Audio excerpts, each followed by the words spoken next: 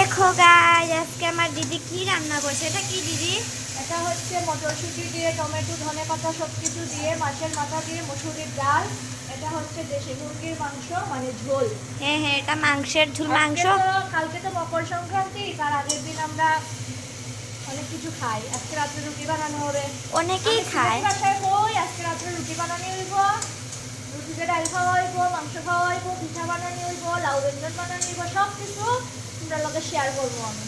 হ্যাঁ হ্যাঁ, আমার দিদি। হ্যাঁ হ্যাঁ, আমার দিদি একটু আগে তোমরা দেখতেই পেলে যে আমার দিদি ওই যে কি বলে, ওই যে নারকেল কুড়িয়ে রেখেছিল, আর এখন এগুলা তাড়াতাড়ি কুড়িয়ে লাইতেছে, তাই না দিদি? দেখো কি টেস্টি হবে ডালটা। তোমরা বলবে ওই যে কি বলে, কি বলে, কমেন্ট বক্সে বলবে। হ্যাঁ হ্যাঁ, কমেন্ট বক্সে বলবে।